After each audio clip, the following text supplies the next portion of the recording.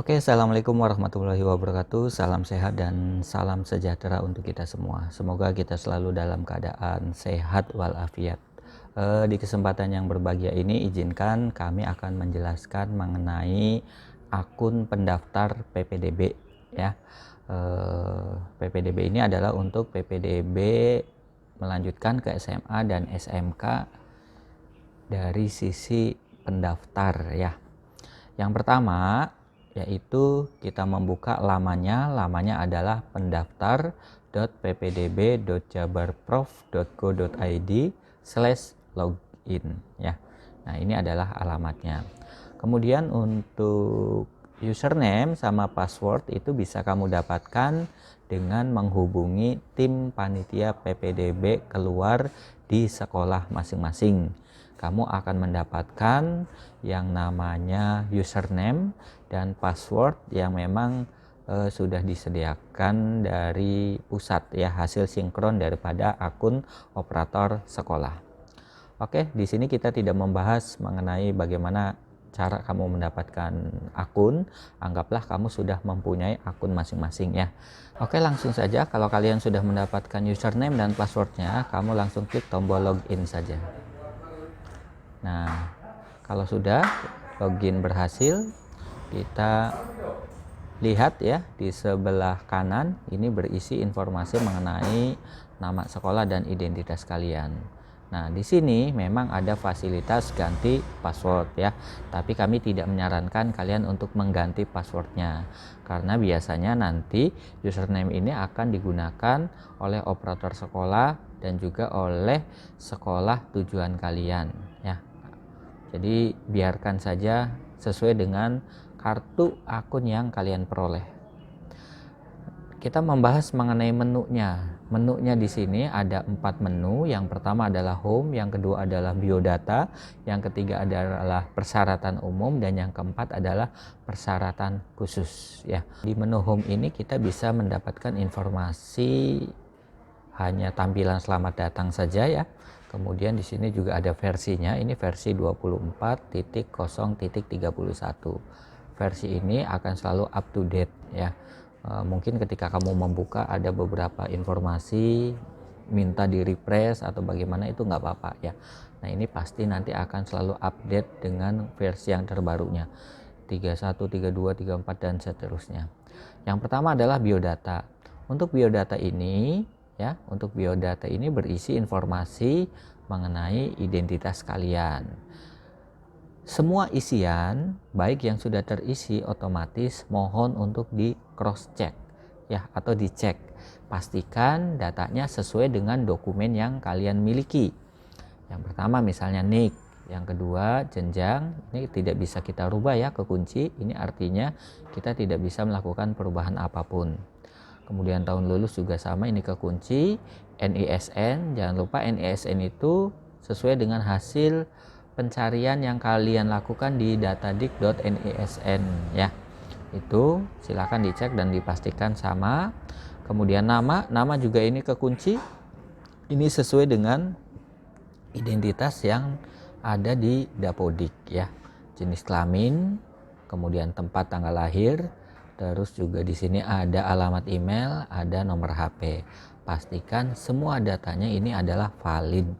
Kalau misalnya nomor HP-nya adalah sudah tidak ada atau sudah mati, silakan diganti dengan yang baru ya. Nah, kemudian sebelah kanan ini Jawa Barat, Cirebon, Gresik.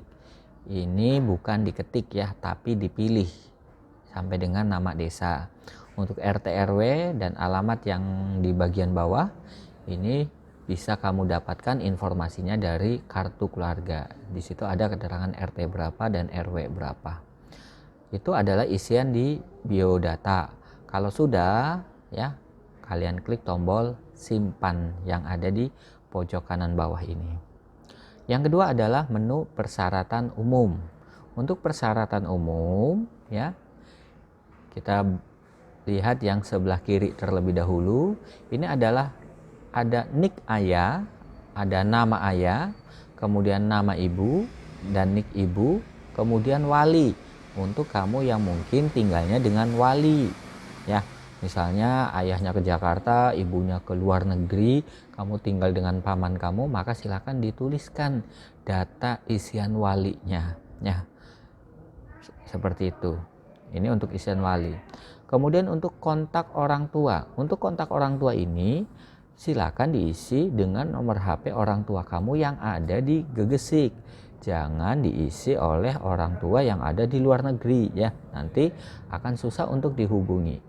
Jadi tujuan kontak ini diisi adalah supaya ketika tim PPDB dari sekolah tujuan itu ada suatu kendala dengan akun kalian, bisa segera menghubungi kamu. Ya, silakan diisi dengan nomor HP orang tuanya.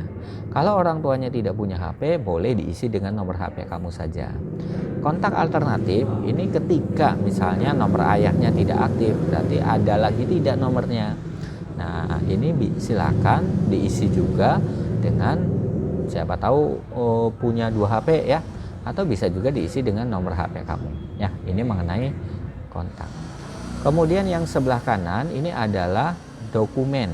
Dokumen ini mungkin dari beberapa sekolah sudah menyiapkan file, ya, atau scanan, ya. Beberapa scanan. Yang pertama adalah scanan ijazah atau surat keterangan lulus atau kartu peserta ujian sekolah. Nah, boleh memilih salah satu mana yang sudah kalian miliki. Misalnya yang dimiliki itu adalah yang pasti adalah kartu peserta ujian sekolah karena kamu sudah mengikuti ujian sekolah. Silakan dilampirkan ke sini, ya. Lampirkan ke sini. Kemudian bentuknya ini boleh dalam bentuk PDF ataupun gambar, ya. Nah, kemudian yang kedua adalah akte kelahiran atau KIA, kartu identitas anak, ya. Boleh salah satu atau boleh dua-duanya. Kalau mau dua-duanya itu harus digabungkan menjadi satu file, ya. Karena di sini tidak bisa melampirkan lebih dari satu file. Jadi silakan di PDF-nya atau di gambarnya itu dijadikan satu, atau pilihlah salah satu saja, misalnya akte kelahiran, ya. Kemudian adalah kartu keluarga. Nah, kartu keluarga di sini juga sama, ya. Silakan bentuk PDF ataupun gambar kamu lampirkan ke sini. Kemudian KTP orang tua. Untuk KTP orang tua itu kan orang tua ada ayah sama ibu, ya. Nah, yang dilampirkan di sini yang mana? Ayah atau ibu? Kalau dua-duanya ada KTP-nya, silakan lampirkan kedua-duanya. Tapi di sini tidak bisa melampirkan dua file. Otomatis kamu silakan lakukan penggabungan.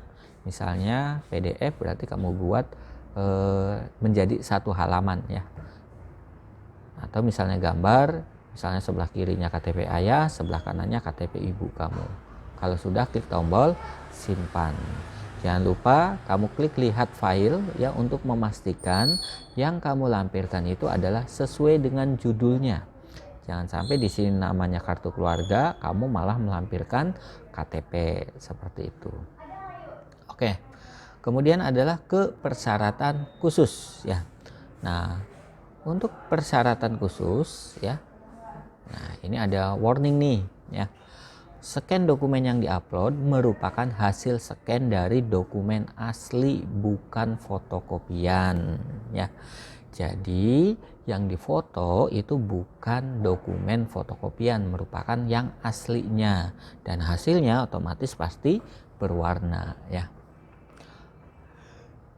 Di informasi persyaratan khusus ini akan muncul sesuai dengan jenjang pendaftaran yang kamu isi, kamu pilih, ya. Nah, untuk jenjang pendaftaran, nah, di sini ada SMA, SMK, dan SLB. Kamu mau mendaftar kemana? Kalau kamu memilih SMA, maka klik SMA. Kemudian baru pilih yang ke bawahnya, ya. Jalur pendaftarannya untuk SMA itu ada ketem, ya, keluarga ekonomi tidak mampu, dan zonasi. Pilih salah satu. Misalnya kamu punya KIP, berarti pilih yang ketem, ya. Nah, kalau ternyata tidak punya ketem, pilih yang zonasi. Nah, kalau pilihnya SMK, ya, untuk SMK ini jalurnya ada dua, KIP, ya, atau ketem sama prioritas terdekat, ya, seperti itu. Oke, kita pilih misalnya SMA, ya. Untuk SMA misalnya KIP. Nah, KIP, nanti di sini otomatis akan sudah muncul bahwa identitas kita itu memang mempunyai KIP ya. Maka di sini akan aktif semua nih. Ada DTKS, ada P3KE, ada KIP, mungkin ada panti asuhan dan lain-lain ya. Nah, untuk salah satu identitas yang kita gunakan di sini ternyata hanya di DTKS-nya saja yang aktif. Ya, jadi untuk KIP atau ketem ini ya, memang nanti akan muncul datanya kita sebagai penerima atau bukan. Kalau misalnya di sini silang semua, mending jangan memilih jalur KIP ya, karena itu nanti kita masuk urutan yang lumayan sangat jauh. Anggaplah kita tidak ada nih KIP-nya, berarti pilih yang zonasi ya. Nah, untuk zonasi ada beberapa persyaratan yang harus dilampirkan. Yang pertama adalah data kita ya. Data kita pastikan datanya betul, dan untuk koordinat ya atau titik koordinat. Nah, kalau belum pernah merubahnya, kamu diberikan kesempatan hanya 1 kali untuk melakukan edit ya. Jadi makanya pastikan titik koordinatnya ini sudah sesuai dengan titik lokasi kamu berada ya. Seperti itu. Bagaimana kalau misalnya sudah 1 kali perubahan tapi ternyata masih salah ya, itu tidak bisa dilakukan di akun kalian ya, harus dirubah di akun sekolah tujuan ya. Seperti itu. Jadi pastikan tanda pin mapnya ini sesuai dengan di mana lokasi kamu berada. Seperti itu intinya ya. Nih. Oke, lanjut yang sebelah kanan. Yang sebelah kanan ini yang pertama adalah lembar biodata buku rapot yang ada tulis identitas biodata ya. Nah, ini dokumennya bisa berupa PDF, foto atau gambar. Nah, ini silakan kamu lampirkan ke sini. Selanjutnya adalah lembar keterangan pindah sekolah. Kalau misalnya kamu dari kelas 7 bukan berasal dari sekolah yang sekarang kelas 9, misalnya pindahan. Nah, itu silakan lembar pindahannya itu kamu sertakan di sini. Kemudian ada di sini adalah foto rumah. Foto rumah berarti tampak depan rumah kalian ya. Silakan kamu foto kemudian kamu upload ke sini. Kemudian adalah patokan rumah. Patokan rumah ini adalah ketika orang lain mencari rumah kamu itu dengan mudah ditemukan. Misal rumah kamu di belakang Alfamart, tulis saja misalnya belakang Alfamart Gegesik ya. Atau misalnya rumah kamu di sebelahnya balai desa, tulis di sini misalnya sebelah kanan balai desa, sebelah toko A, sebelah bengkel mobil, seperti itu. Kemudian ini tinggal bersama, pilihannya ada 2 ya, orang tua atau wali, seperti itu. Ini mohon untuk dilakukan dengan sangat berhati-hati sekali, karena ketika sudah tersimpan beberapa data ini sudah tidak bisa dilakukan perubahan. Kalaupun bisa, harus dilakukan di sekolah tujuan, seperti itu. Semua perubahan selalu klik tombol simpan ya, untuk mengakhiri dan memastikan perubahan itu berubah ya. Nah, sementara itu saja yang ada untuk saat ini.